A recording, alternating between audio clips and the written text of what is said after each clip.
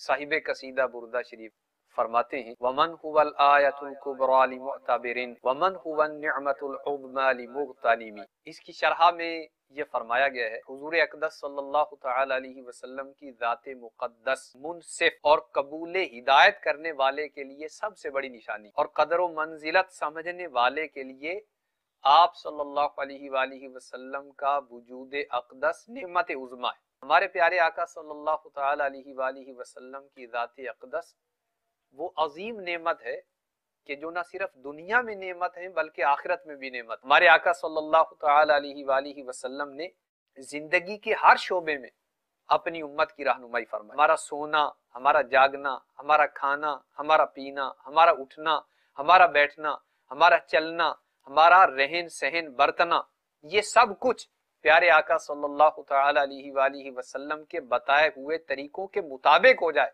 तो खुदा की कसम दो जहां में बेड़ा पार हो जाए। आप सल्लल्लाहु अलैहि वसल्लम की बरकत से मसाइब, आलाम, मुसीबतें दूर हो जाती। मुश्किल जो सर पे आ पड़ी तेरे ही नाम से टली, मुश्किल कुशा है तेरा नाम, तुम पे दुरूद और सलाम। प्यारे आका सल्लल्लाहु तआला अलैहि वसल्लम उस तमाम मखलूक में सबसे अकमल है, सबसे आला है, सबसे अफजल है। प्यारे आका सल्लल्लाहु अलैहि वसल्लम का फरमान आलीशान है अना अकरमुल अव्वलीन वल आखिरीन अलल्लाह, कि अल्लाह तबारक व तआला की बारगाह में तमाम अगलों और तमाम पिछलों में सबसे ज्यादा इज्जत वाला।